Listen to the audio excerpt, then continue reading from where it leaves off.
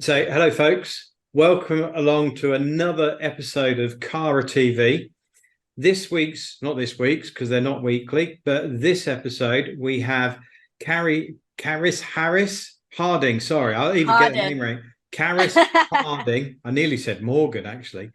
Who is from Biz Engine, and Biz Engine are all about digital. So, before we get into Carys, sorry, I'll let you say your hello and welcome. Hello, welcome everybody. Carys Harding is the name. You remember it by the end of the podcast. We'll say that, right? This is me. So I'm the head of Biz Engine. We're a digital marketing company, purely working actually at the moment with MSPs. So definitely, if this is you, listen out, because you might get some really good information and tips, and maybe even a little discount at the end of it. So yeah, you have to listen wait carefully until the end to find out what Carys is talking about. Absolutely. So, having done some homework on you, now you are very much a digital person. You are a keen photographer, particularly around the two F's, and that is food and family. So, can I make it three F's? Food, okay. family, and fun. We love a bit of fun. You're going to say friends a minute there, so 4 F's. So we can extend this, but we'll stop at 4. We'll not go to 5. Until bonfire night, when it's fireworks as well. But I'm sure you would agree with me, though, as much as you love being behind the camera and helping to create stuff, you also love being in front of the camera, as you are today. I do. I don't mind. I'm not scared of it. Let's put it that way. Yeah, you can't be scared of the camera. If you're scared of the camera, then, the digital world's not for you. So, but this brings us nicely on to Biz Engine. So let's talk about Biz Engine. We're going to talk about a number of the services that you supply. One is digital marketing, website brand and development, and content creation. But we'll start at the top with the digital marketing. So, Carys, start right back at the beginning. What is digital marketing? So, I guess I actually hate the term marketing. Now, given that I'm actually in marketing, that's quite a bit of a big statement to make. But I really like to think more of it as like brand awareness. To be perfectly honest, because I think marketing can sometimes have a bit of like just lots of different connotations attached to it, which I think can be a bit messy. So for me, it's all brand awareness, right? So I guess for us as a business, digital marketing for us is everything from email marketing, social media, blog content, content creation, anything online, anything that we think because we talked even just before this, right? About all the social platforms that are there, YouTube, all these different things. The world is very much online now, right? So your traditional marketing means of leaflets or, all that kind of stuff has kind of taken a bit of a backseat as the world has turned, especially from COVID, to online, right? So for us, digital marketing is everything online brand awareness, essentially. So like I said, email marketing, for me, there's 3 super important things: email marketing, blog content, and social media. Your emails, largely so that you can keep in contact, I think anyway, with your current customers. I think that's really important, that you've got like things going out all the time, nurturing that relationship. Your content creation, so your blogs, so that you're reaching a new audience, so that you're getting out there, you've got your SEOs happening in the background, and also then your social media, which, to be honest, incorporates the 2 of them. So it helps you build relationships further with your clients, potential clients, prospects, and what have you. And also then it gets a new audience, right? It helps you with your reach and things like that as well, and engagement and all that fun things that come with social. I think, even I've learned a few things that you've just talked and covered over there, is that you can't do one or other. You need to be doing all of them. And funny enough, the way that I also see about digital brand awareness is the number one thing that is very important is your emails. Because as much as we can work on the social media platforms and learn about all the different analytics that Facebook and Google and all those people have, if they make a change, your audience is gone. Whereas email marketing is very important because those that have signed up are more likely to read. So, Mm, and that's email is something that you own. You don't own mm, the digital platforms. mm. Okay, so you talked about brand awareness, digital marketing, brand awareness, website, and the development of that. Let's dig into that a bit. Why is it important to have or still have a website these days rather than a Facebook fan page? Yeah, no, that's probably one of the big questions, especially with like startup business, not necessarily in like the tech industry that we're involved with, but more like other industries will say, well, I've got a Facebook page, is that enough? And I always kind of get people to think, way back in the day, when there was the high street was alive and kicking. Do you know what I mean? It's not so much these days, unfortunately. But you'd walk past the shop and the shop front was everything, right? That's where you would display all of your your golden jewels type thing. That's where all the best would go, right? The shop front, the shop window. Why? Because as passers-by are coming, that is what is going to attract people, right? That's what people are going to see. That's what's going to bring people in. And I think with your brand, if we take that sort of, shop front as an analogy, you had the logo, who they are, you had what they sell right in front of you. And I think with the way that the world is now, everybody's turned their attention online. For you and your website and your brand, it needs to be exactly that. It needs to be the shop front window that people are seeing, that when people are looking online or they're doing their research, what they're falling upon is a really good brand that explains everything about who they are, what they do, how they're different to anybody else, and then a website then that is straight and clear to the point with services. And that would be, one thing that I would always say when it comes to, considering your brand and considering your website is that you really think about user experience, that you think about, who is going to be looking at our pages and what information are they getting from that? Because I do think we sometimes fall into the trap of, talking about built on X amount of experience, or talking about the business and the origins and how many people you've serviced over X amount of years. And whilst I think that is all good and it's important, I don't think that is something that should be sat sort of like front and center, because when people are looking at you, they want to know what's the testimonials, what are people saying about this business, and what they're selling, right? So that importance on your website, that you're straight to the point and direct, like the shop front window. You know what I mean? Where you're not displaying any reviews like crazily. You'll have like a couple of testimonials, but you're not putting on your shop front window 35 years of experience or anything. You're just clear to the point. We sell computers. We sell this. Like, do you know what I mean? And I think there's still a place for that. Absolutely is. There is, and I do think you're absolutely right that the shop window has changed a lot. Yeah. Years gone by, IT companies, it was all about product, hardware, CPUs, RAM. Yeah. Now, we've kind of all evolved from IT support to being an MSP. It's about selling the solution, not selling the service, but selling the solution, because what people are now doing when they're shopping is they have a pain point and they're looking for an answer for that pain point. So if you can get that solution talked about on the shop window, they're more likely to come inside. Absolutely. Yeah. So websites absolutely needed. Now, you can't build a website done, dusted, and stick it aside for 2 or 3 years.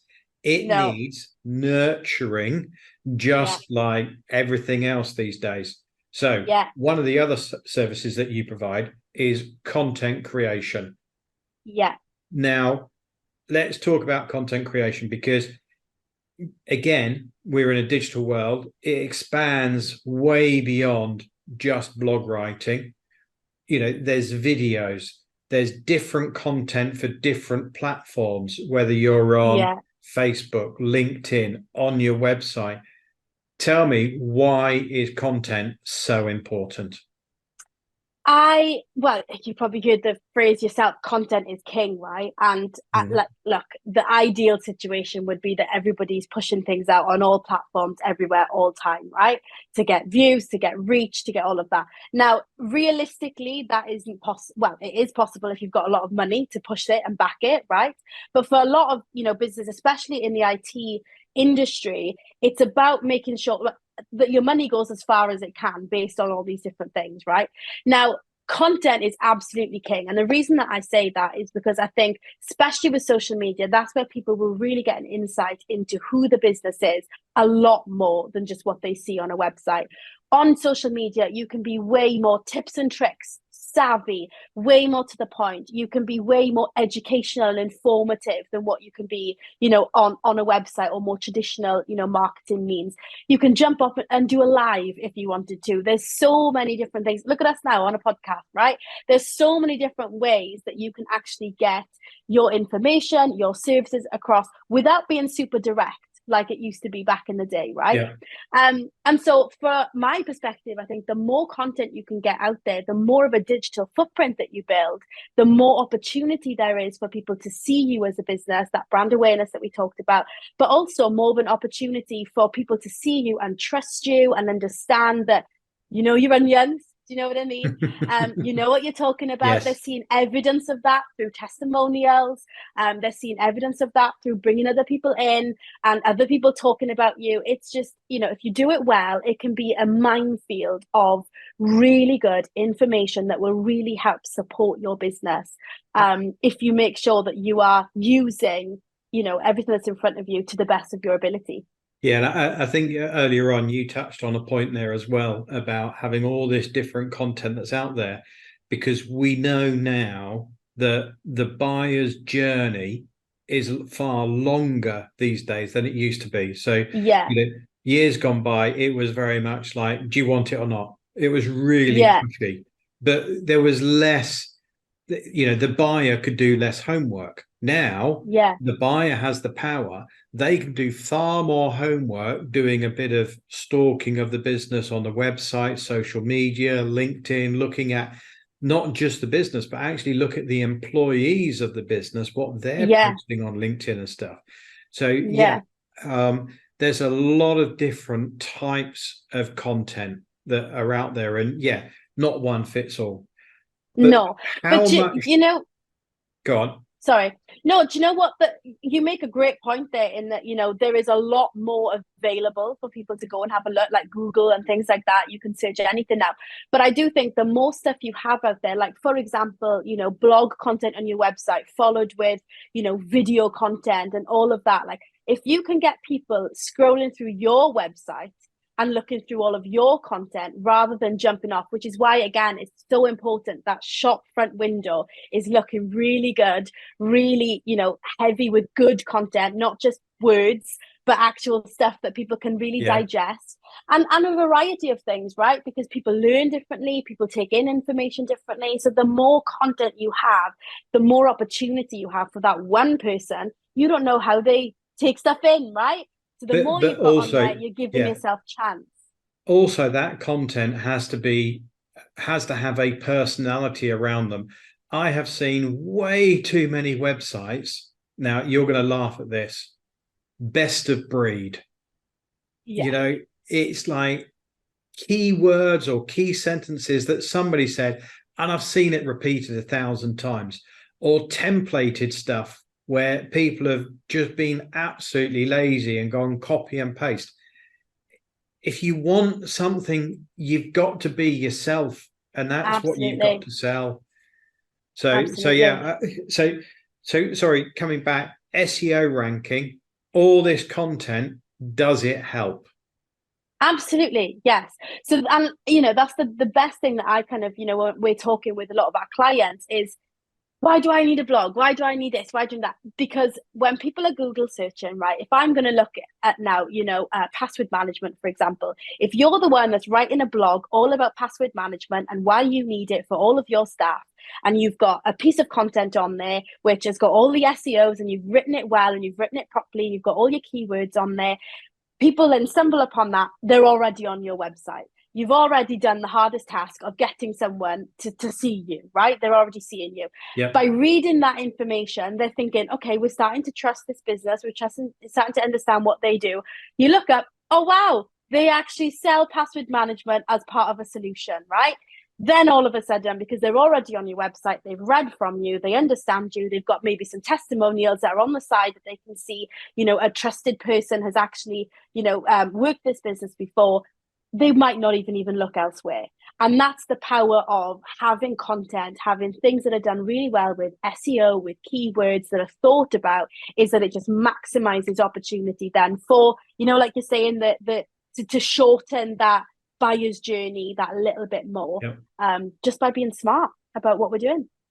So we're talking a lot about content.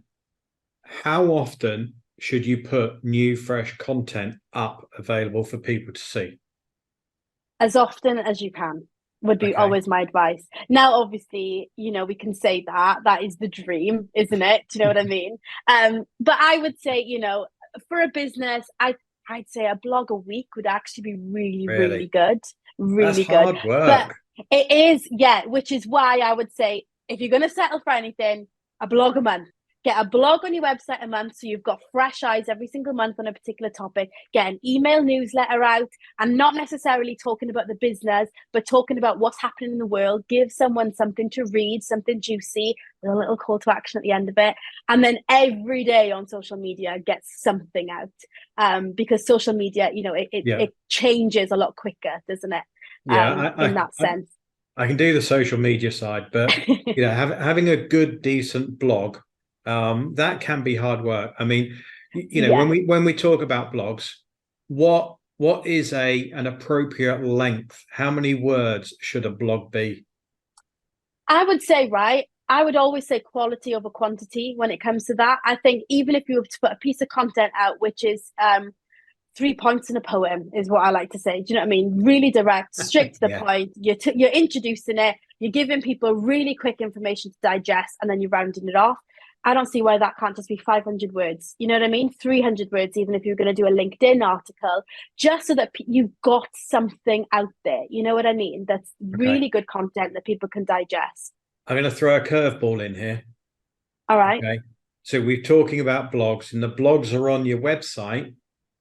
Yeah. But what about utilizing LinkedIn newsletter? So I would say do both. So you do both?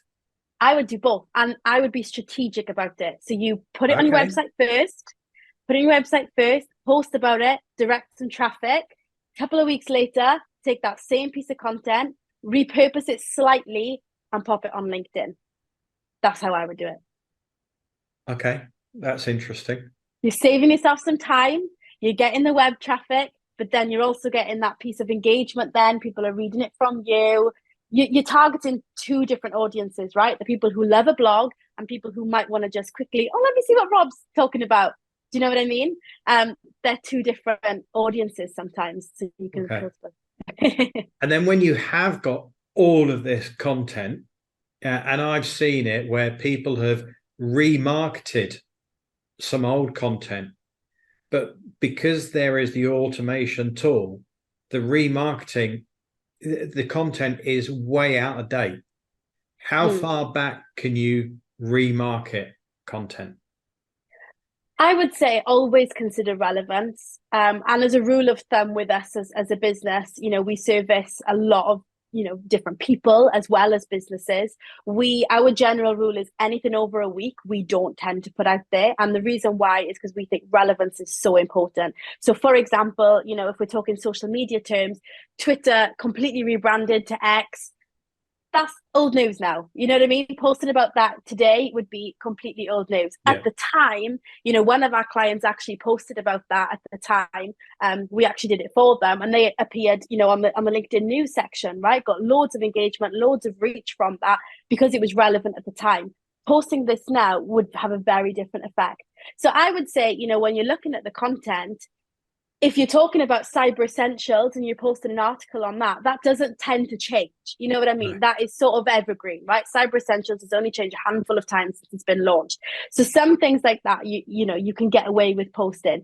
hot topic news, someone's been hit, a new, something like that is really hot topic. Yeah, You don't a want to be data posting breach. that Yeah, you don't want to be posting that more than a week. You know what no. I mean? So Okay. yeah, that kind of thing. So I know we're coming up on the half hour. We've covered 3 topics so far. There's a 4th topic, and there was an offer. So There was a you full topic mentioned and an very offer. early on that, if there are MSPs watching this, this is something for them. So Yes, absolutely. I'm going to hand over to you. You take control now. Yeah, for sure.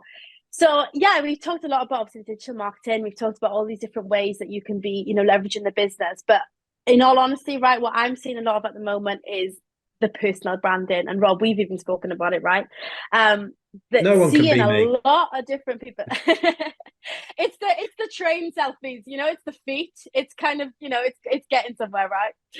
But I have spotted 2 or 3 people now on LinkedIn taking pictures of their trainers.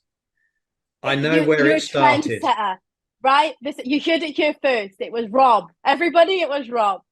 But yeah, you know what I mean? Like, and it leads me perfectly onto what I want to talk about is personal branding and getting your own name out there, right? And that's partly why you're probably doing this podcast yourself, Rob, because you want to kind of showcase the fact that you're interested in this industry, right? You want to go places, you want to see people achieve things, and you want to do that good stuff, and you want to grow your business, you want to help people, you want to help businesses with security, with all this good stuff. And I think that is super, super important to be, leveraging as a person and the opportunities that can come from that. Because I think people buy from people these days. So we talked about the shop front window at the start, right? And I used to do it when I was younger. My dad used to own a little shop, and you'd see it where people would come in, right? And they would have a relationship with the shop owner. Oh, good morning. How are you? And you know Yeah. what I mean? You'd have that conversation, whether it was your local baker or whatever it used to be, there was that connection. And I think whether it's COVID, whether it's, the world becoming more digital and more online and, all that kind of stuff, human connection is being craved now more than ever. And I think that's slowly transpiring into business. So I think people have moved from going and, looking at different businesses and what are they doing and trusting people, right? Trusting what people have to say about things and trusting, people's recommendations. What are people talking about online?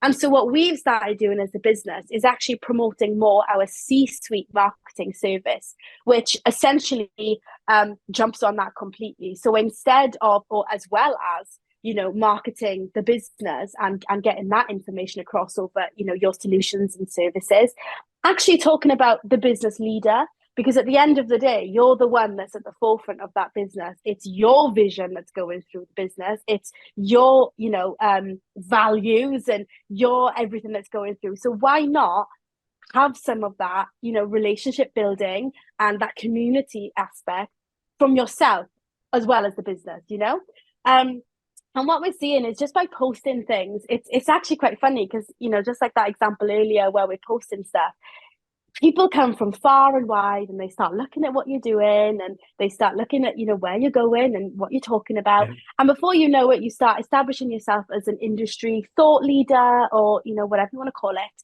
and that just opens doors to opportunity. Now, I'm not saying that you need to be someone who's gonna get to a place where you want to be presenting at a keynote event or doing anything like that, but it's more sort of get into a place where people trust you, they understand who you are, they understand what your purpose is and what you're doing, what's your why and all of that Yeah. stuff. And then when it comes to, I've had a cyber, incident in my business, or I need to look at my GDPR, or I need to invest in cloud services or whatever, they're saying, oh, I see Rob talking a lot about that on LinkedIn. Why don't I give him a call? And before you know it, you've just eliminated that whole buyer's journey that we've just talked about, because they know somebody who is talking about it all the time, bringing the new information, the education, the hot topics, relevance, all of that good stuff. Because they're bringing it, it's just cutting out that process massively, Yeah, and I think there's the other thing on there, like you said, when something happens, who's at the forefront of their mind? It will Absolutely. be a person, because of the consistency And Yeah. that's where you guys kind of step in, of having Yeah. that um, consistently being seen in people's timelines on social media. Yeah. Yes, some of it, is you guys, but the other part of it is also the owner of the account with their Yeah. personal side, because they can spend less time on social media but be more personal and let you run it from behind the scenes. Yeah, yeah. And that's exactly what we do. We kind of, work with the individual, get a Yeah, content plan in place, find out where they're going, what they're doing. And so then we allow the C-suite people to be the C-suite people, right? Whether that's a CTO, a CEO, we allow you to do your thing, that what you're really good at. And then we work behind the scenes then, just doing the odd bit of engagement, putting some piece of information out, some articles, all that stuff that really helps with that consistency. So like you say, when something happens or someone needs something, or they just generally are looking for information, yeah. they know who they're coming to, right? And so that's the service that we offer. And that's what, you can talk about my little discount. We're actually going to give people, the listeners who have made it thus far, we want to give you 50% off your first 2 months if you sign on with us. I know, 50%. It's good, that, isn't Crazy. it? You're And you're you're a mad woman. we've never done an offer like this before, but it's something that we're really passionate about because it absolutely works. We've had clients before saying, their wives have come and said, I don't know what you do all day. You just sit on LinkedIn. And it's not, it's us. So, it really does work, and Yeah. so, yeah, we want to just give So the Rob Gibbons listeners, CARA Technology listeners, the, if people, 50% off. if people want to reach out and grab hold of this superb offer of 50% off the first 2 months, Yeah. how or what's the best way that they should contact you? So either just get me on LinkedIn, so Carys Harding on LinkedIn, or come through yourself maybe, and just let us know that you've listened to the podcast, and we Yeah, will absolutely give you the I'll put offer. all your contact details in the Yeah, show notes below. But perfect. we're coming up, and as I said, I know you were short on time, and I grabbed you on camera. If you were to give all the viewers one business piece of advice, golden nugget of information, what would it be? I think it would be, if we stay on this topic of C-suite marketing, just do it. And the reason I would say that is because I think a lot of people these days are thinking, oh well, I don't need it because I don't, I don't want to be the next influencer on LinkedIn. But it's not about that. It's just having that consistency so that when people want to get in touch with you, they have an in, whether that's because they know you're attending an event because you've been talking about on LinkedIn, or whether they've seen you've been at one, or you're just talking about something they have an interest in.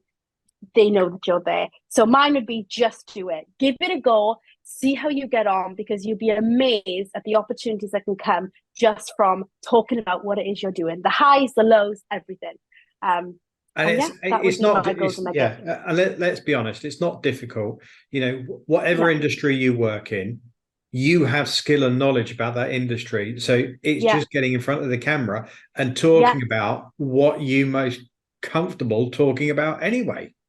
yeah. And even then, it's articles talking about things that you're interested in, or taking pictures when you're at an event. You don't even need to be in it, but just the people know that you're there. Is just such a powerful thing. You know what I Yeah, mean? And you probably know yourself from being at so many events, the engagement that comes from that is so powerful, and you never know what eyes are going to be on you, right? absolutely. So that would You be never my know. thing. Anyway, Carys, thank you very much for coming along. To the Most viewers, welcome. if you haven't subscribed already, you know what to do. Hit the like button. As I said, Carys, thank you for going over the 3 points and the bonus point. I will put all of your contact details in the show notes so that anybody can contact you directly. Perfect, brilliant, and don't forget that Go on. exclusive discount. Yes, the exclusive 50% off for the next first 2 months. There you go. Yeah, Right, Carys, thank you very perfect. much. Thank you, Cheers. Rob. Bye. Bye.